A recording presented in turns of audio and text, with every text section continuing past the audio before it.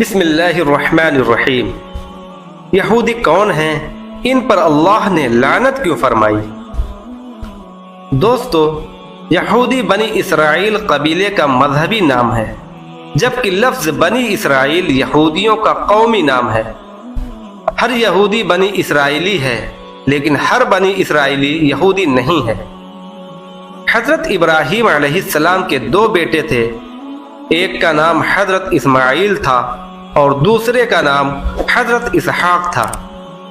حضرت اسحاق کے بیٹے حضرت یعقوب علیہ السلام تھے، جن کا لقب اسرائیل تھا، اس لیے حضرت یعقوب علیہ السلام کی اولاد کو بنی اسرائیل کہا جاتا ہے۔ حضرت یعقوب علیہ السلام کے 12 بیٹے تھے، ایک بیٹے کا نام یہودا تھا، جس کی نسبت سے بنی اسرائیل کو یہودی بھی کہا جاتا ہے۔ حضرت یعقوب علیہ السلام کے بعد حضرت یوسف علیہ السلام نبی ہوئے، اور ان کے بعد ان کے باقی بھائی بالترتیب نبی ہوتے رہے۔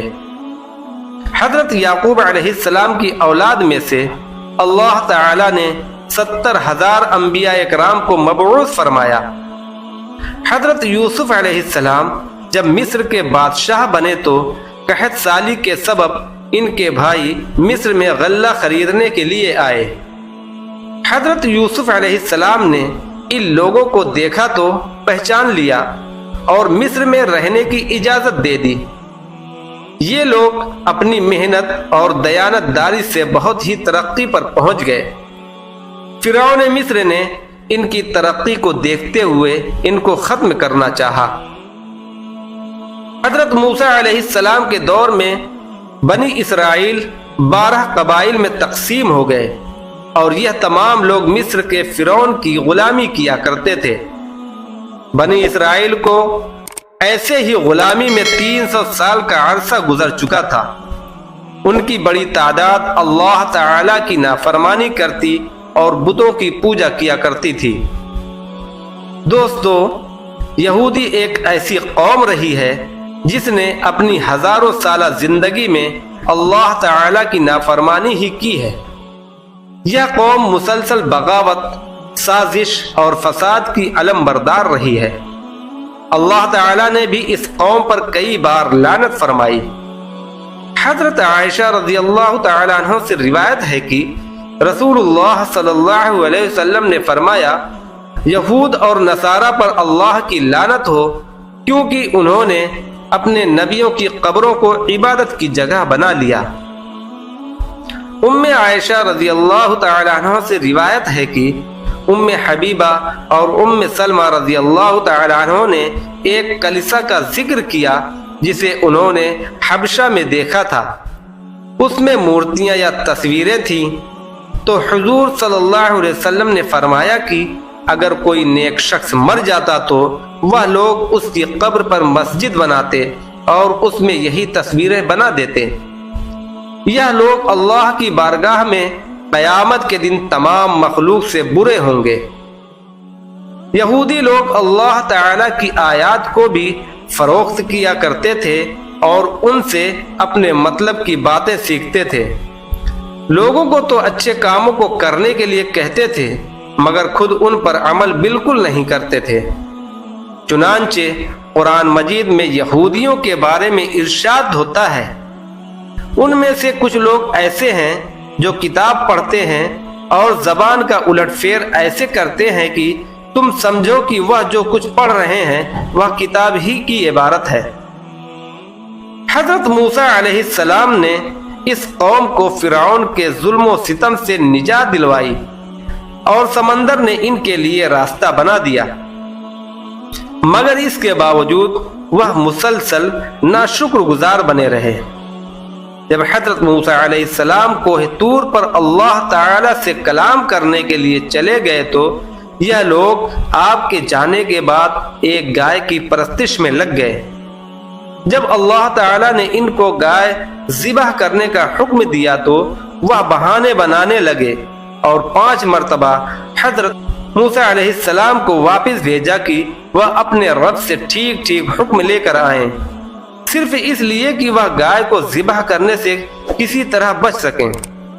یہودی کھلے عام کہتے تھے کہ وہ آنکھوں سے دیکھے بغیر اللہ تعالی پر ایمان نہیں لائیں گے۔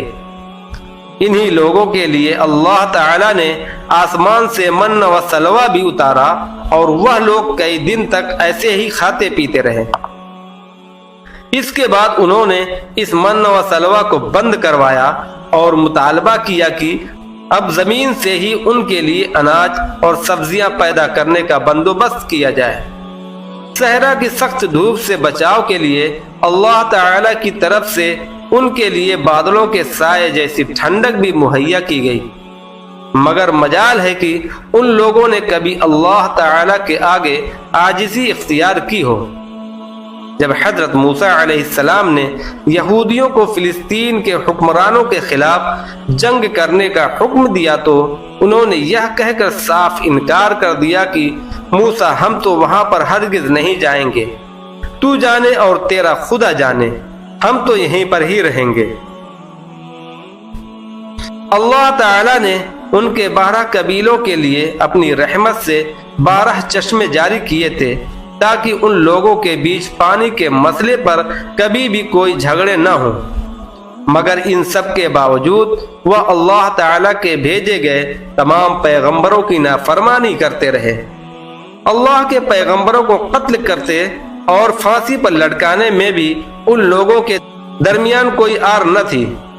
انہوں نے حضرت یحییٰ علیہ السلام کا سر قلم کروا دیا۔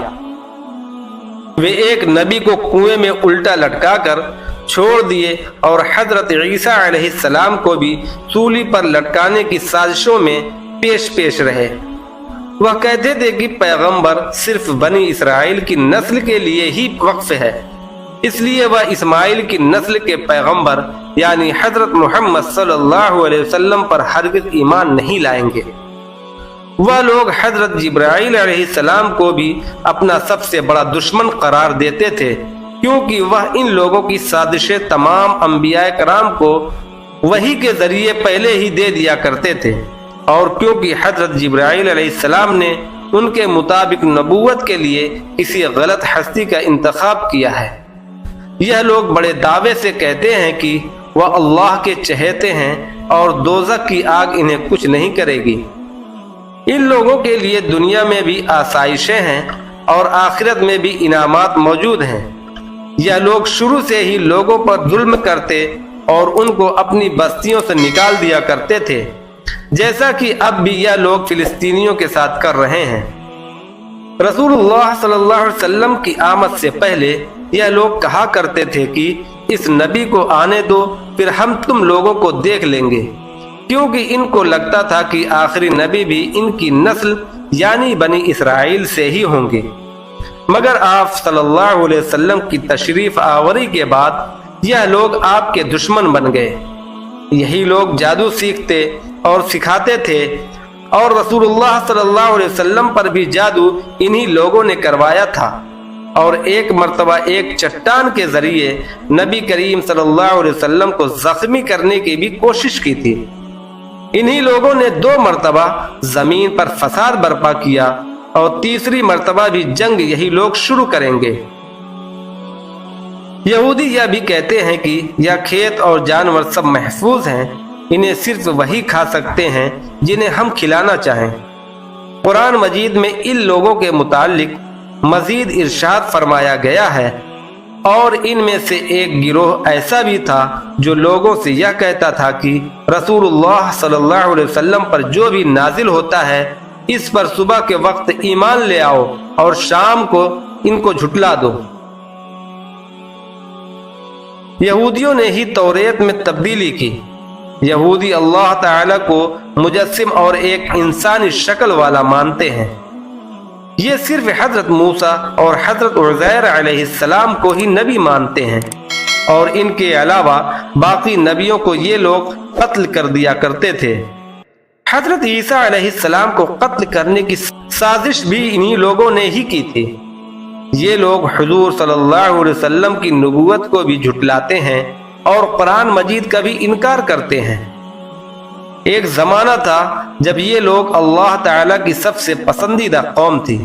اللہ تعالیٰ نے ہر نعمت ان کو عطا کی، امامت بھی انہی لوگوں کے ہی سر تھی، لیکن ان کی بدعملیوں کی وجہ سے اللہ تعالیٰ نے ان پر لعنت فرمائی اور ان کو امامت کے درجے سے ہٹا دیا۔